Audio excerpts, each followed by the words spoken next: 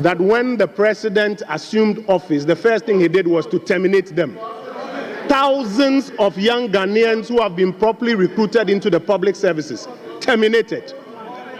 My colleague on the other side, and my friend, Honorable Oppong Nkrumah, who, by the way, is my constituent also, used to head a ministry called the Ministry of Information. Mr. Speaker, that ministry had 76 people working there to manage government information. Mr. Speaker, as I speak to you, it is myself, a deputy, and 5 other people who now manage government information. Mr. Speaker, these indices point to one fact, that the Akufo-Addo-Bawumia administration have been the worst managers of our economy by far and away. And there can be no... Kojo Oppong Nkrumah.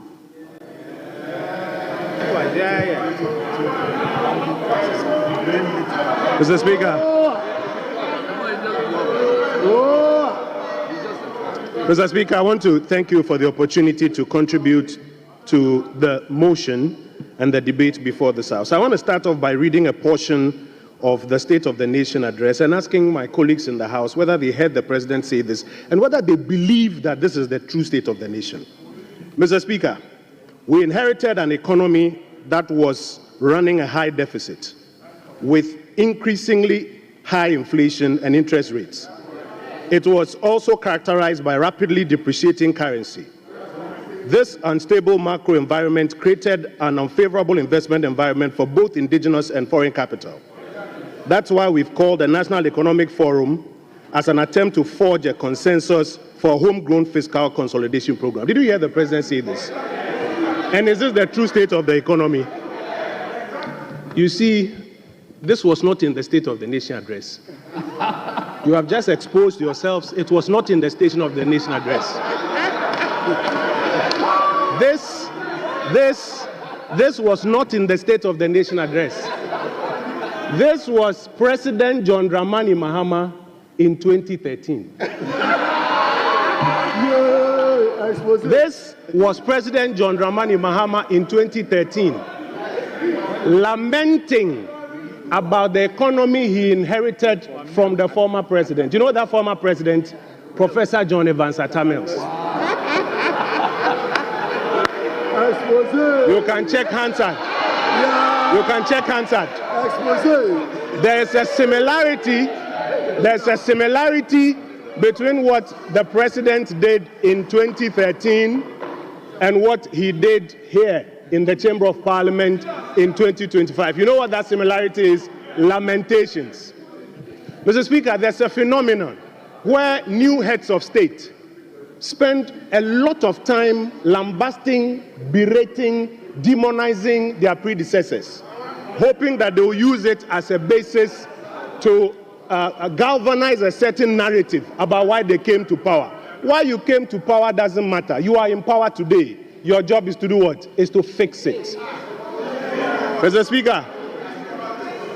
Speaker, when a president during the State of the Nation's address spends his time lamenting like he did in 2013 and like he did here last week Thursday, what he does is that he invites the remnants of the previous administration to also come and to do what? To defend our record.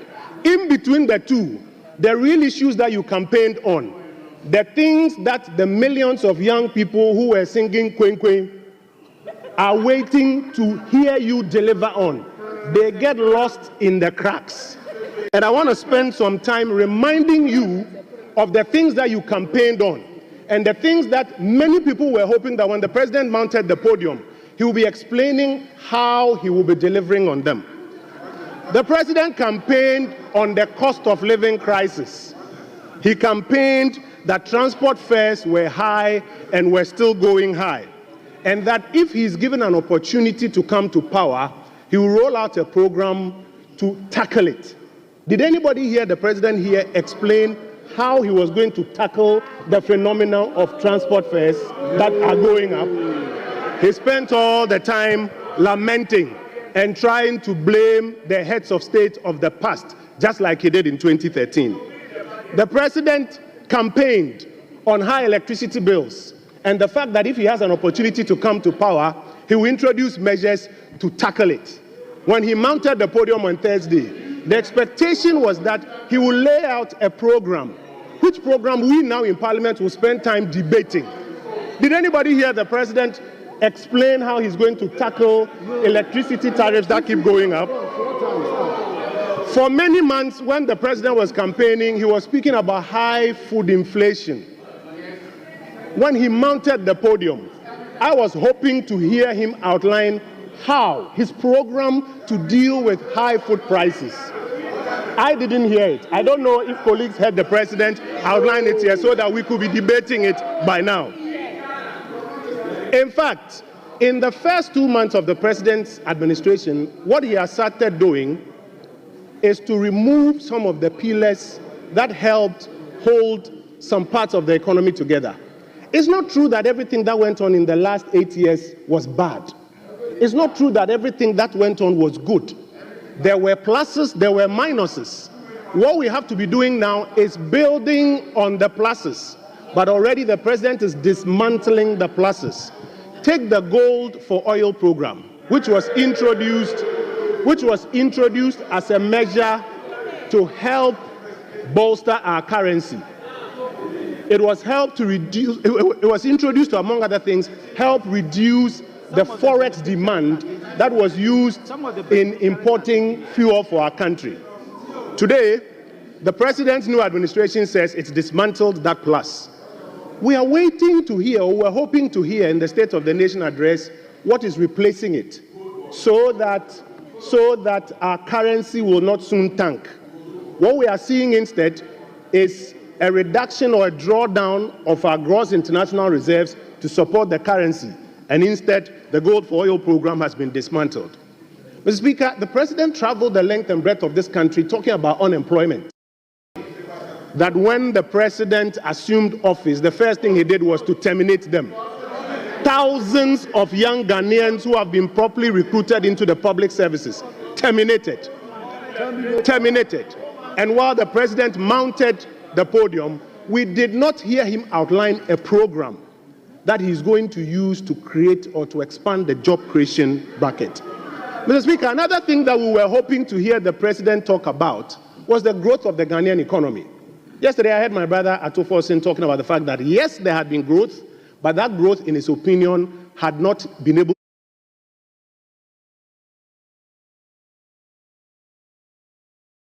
The economy has expanded by about $20 billion. The President did not tell us that.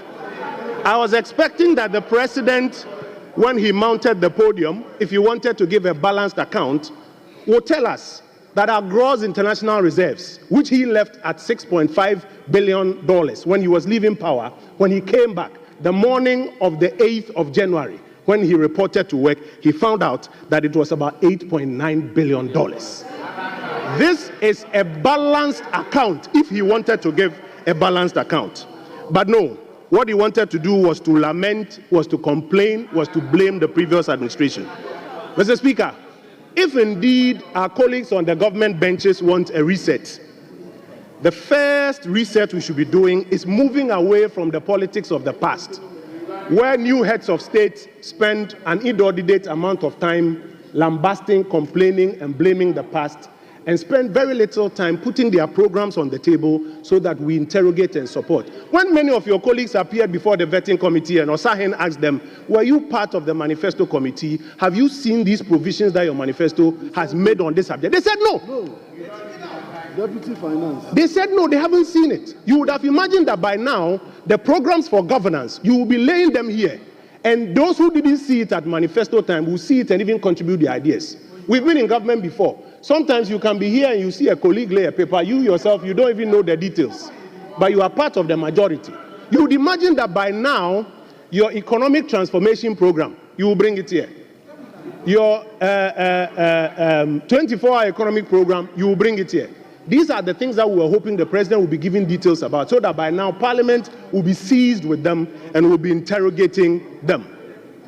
Today, none of them has come before us. And we are spending all our time lambasting the past, trying to blame the past, complaining about the past. That's why Ghanaians voted for you. you have an opportunity to do what? To fix it. No, we don't need to wait for the budget. We need to have them here and now so that we can have an opportunity, you and us, to work on them. Mr. Speaker, I'll be concluding soon. 3 major things that I want to draw the government bench's attention to. Number 1, stop the propaganda. You have won the election already. You don't need to do more propaganda. The propaganda will not create jobs. It won't put food on the tables of people. It won't put clothes on the backs of people. Rather, bring your governance programs. Till date, we don't have a single definition for the 24-hour economy program. Everybody you talk to has a different definition. Program Bako, definition bebre. Program Bako, definition bebre. Spend time doing less propaganda and more time bringing your governance programs so that Parliament can assist you and work on it. Number 2, Mr. Speaker. Political parties, and this goes to all of us generally, while we do our manifestos and make promises, we should spend more time putting out the granular details of our programs so that in times like this, we'll spend less time doing the blame game of the past, blame game of the previous presidents, and more time interrogating the programs that you are going to govern with and assisting you not to even repeat the mistakes that we made. Mr. Speaker, I thank you for the opportunity to contribute to this.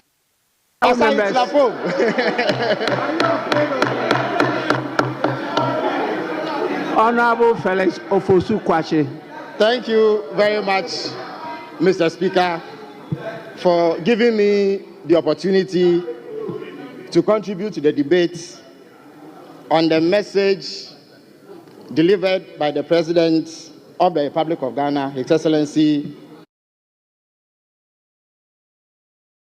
President John Dramani Mahama, to this House.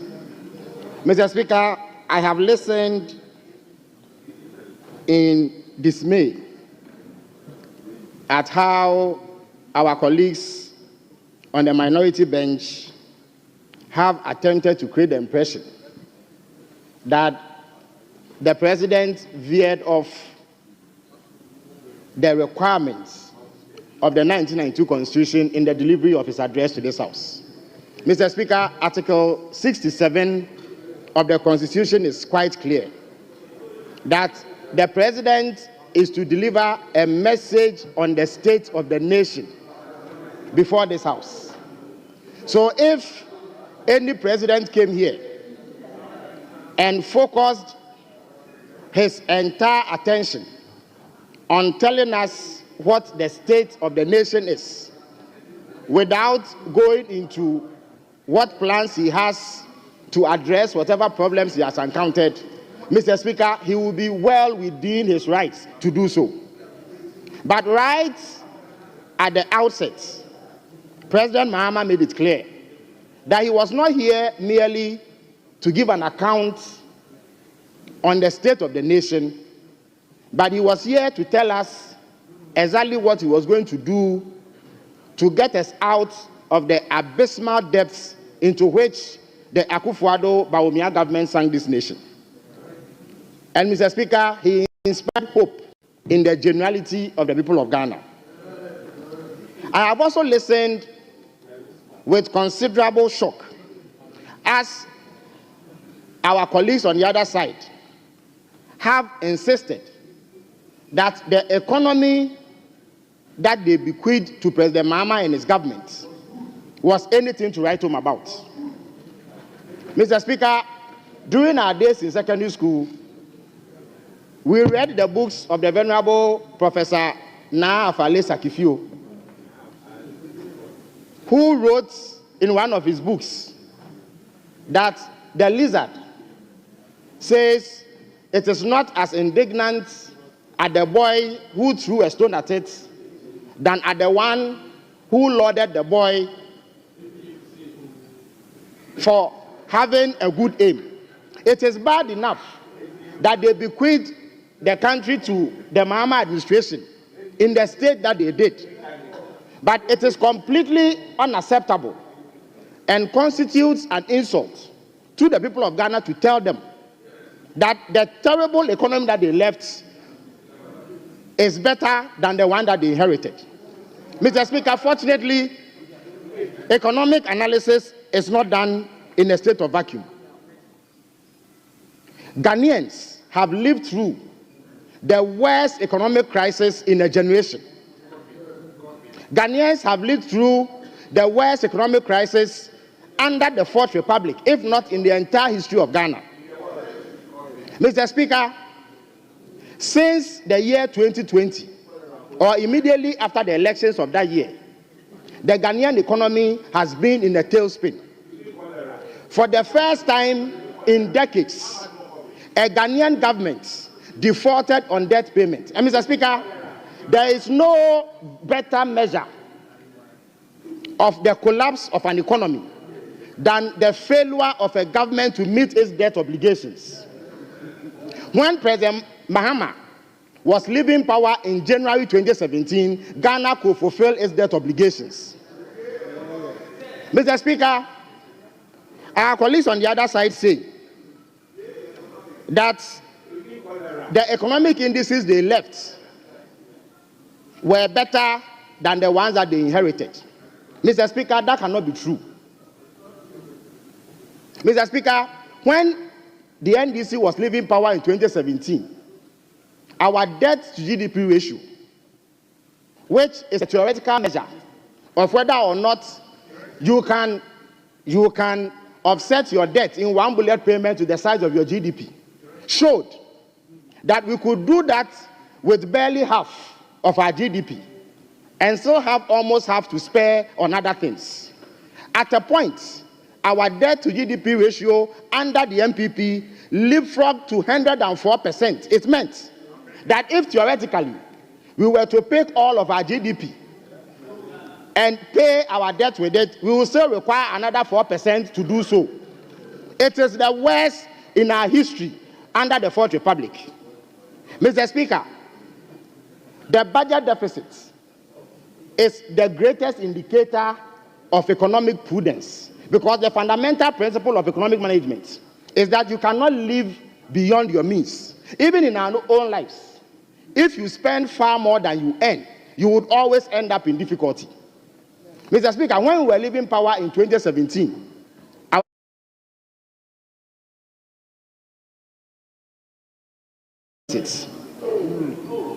Mr. Speaker, if you look at the exchange rates, in the year 2016, the Ghanaian cedi lost 9% of its value in the entire year. Mr. Speaker, last year, the cedi lost 19% of its value. The year before, it lost 24% of its value. The year before that, it lost 54% of its value. Mr. Speaker, our colleagues claim that they have left a healthy primary balance. Mr. Speaker, the primary balance is simply the difference between your revenue and expenditure minus interest payments, because that is almost statutory. You can't do anything about it. Mr. Speaker, they programmed a surplus or a primary balance of positive 0.5%. Mr. Speaker, I can tell you that on commitment basis, they have missed that target by 800% margin. And the day that the finance minister comes to this house to read the budget, he will bear it all. You cannot have that kind of primary balance and insist that your economy is healthy. Mr. Speaker, look at our public debt. They inherited a public debt of 120 billion Ghana cedis. And I remember distinctly that President Akufo-Addo stood to your right in this house and declared that the 120 billion Ghana cedi debt was unheard of. At the last reckoning, Mr. Speaker, our public debt stood at 721 billion Ghana cedis. Even then, Mr. Speaker, it was because they denied 1.3 million Ghanaian bondholders of the rights to earnings on their bonds. Mr. Speaker, the domestic debt exchange program, as Mr. President rightly noted, is the harshest economic policy in the history of Ghana. 240 billion Ghana cedis, which was due 1.3 million bondholders, were withheld. They were told that contrary to the agreement they reached with the government of Ghana, that they were going to be paid a certain interest rate, it was going to be reduced drastically. The maturity periods too were going to be extended. Even pensioners were not spared the ordeal. So for the first time in our history, our aged pensioners had to picket at the Ministry of Finance on a daily basis in demand of what was due them. Mr. Speaker, these indices point to one fact, that the Akufo-Addo-Bawumia administration have been the worst managers of our economy by far and away. And there can be no dispute about it. Mr. Speaker, our colleagues on the other side also ask that how is President Mahama going to finance his well-thought-through proposals on economic recovery? Mr. Speaker, let me address that. Mr. Speaker, in the last 6 weeks alone, 52 billion Ghana cedis of the debt that they bequeathed has been due for payment. So the finance minister has done what every finance minister has done, which is perfectly legitimate, rolling over the maturities. That is all that has happened. That is the reason why, if you pick Ghana's debt today, it has not increased by 67 billion. Mr. Speaker, but I was coming to what President Mahama intends to do to make savings that can be channeled into other areas of expenditure. Mr. Speaker, President Mahama made it clear during the campaign, and indeed, Ghanaians had urged upon the political class the need to reduce the size of government. So President Mahama stated boldly that in the event that he was elected, he will work with 60 ministers. This compelled our colleagues on the other side to immediately promise to work with 50 ministers. Mr. Speaker, these are the same people who defended to the hilt the appointment of 125 ministers. Mr. Speaker, it would interest you to note that the worst economic outcomes that this country has seen emanated from their performance between 2017 and 2020. After that point, all they did was to try to patch up for the wrongs of 2020. That terrible economic performance was brought about by the biggest government in our history of 125 ministers. That means that you don't need a legion of ministers to be able to manage the country properly. Now, Mr. Speaker, I use myself as an example of the savings that are going to be made by having a reduced government. My colleague on the other side, and my friend, Kojo Oppong Nkrumah, who, by the way, is my constituent also, used to head a ministry called the Ministry of Information. Mr. Speaker, that ministry had 76 people working there to manage government information. Mr. Speaker, as I speak to you, it is myself, a deputy, and 5 other people who now manage government information. Mr. Speaker, if you move from 125 ministers to 60 ministers, Mr. Speaker, that means that you are going to buy 16 less Land Cruisers. You are going to buy 16 less saloon cars. You will need to provide 16 less bungalows. You will need to provide 16 less sets of political aides, executive assistants, and what have you.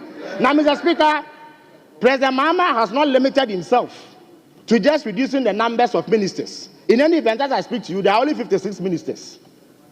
And in fact, there are 42 ministers running Ghana as we speak, because deputy ministers have not been approved. 4 nominees have not been made to make up for the 60. But if you come to the presidential staff, Mr. Speaker, if you take out the civil servants under the office of the president, under the Akufo-Addo administration, there were 337 political appointees under President Akufo-Addo. As I speak to you, Mr. Speaker, there are 26 presidential staffers, people that you can classify as presidential staffers, and then 4 directors. As I speak to you, if you put together the total number of people who work at the presidency where I operate from, they will not amount to 60, Mr. Speaker. Yet they had 337 political appointees. So this is a man who wants to be prudent. And Mr. Speaker, the reason why that is important is that you send a clear signal to the people of Ghana that you are not here to feed facts on their public purse. You are not here to squander their money on the personal comforts of ministers and political appointees. Mr. Speaker, more importantly, Mr. Speaker, President Mahama gave indication, and I've heard them say, that he came here to lament and that he didn't provide a way forward. Mr. Speaker, I have a copy of the State of the Nation address. 1 minute left. President Mahama was very clear. He's a minister. It's a full minister. Mr. Speaker, he has just started.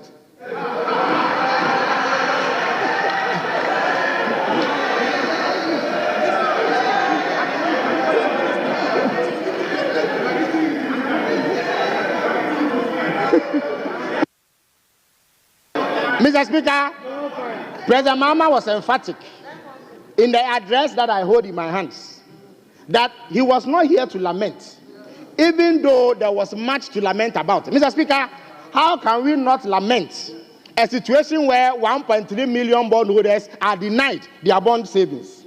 Mr. Speaker, they say that they left buffers. Mr. Speaker, when we speak about buffers, it simply means one thing: money that you set aside for the specific purpose of paying debts. Mr. Speaker, the account into which monies are paid for the purpose is what we call the debt service reserve account or sinking fund. Mr. Speaker, they claim that, oh, this is not a fund that they were particularly not fond of and that they didn't use it. This is not true. Mr. Speaker, in previous times, they have made huge transfers into and from this account. There was a time, Mr. Speaker, on 7th October 2024, when they transferred as much as $225 million into this account. Honorable member, you are time out. You are time out. You are time out. You are timed out. You are time out. By the time you came to office, you are time out. You are time out.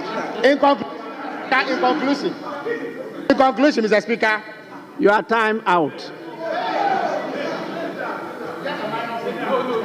In conclusion, they left a paltry $64,000 Ghana. Mr. Speaker, we are about to mobilize 15 billion Ghana cedis.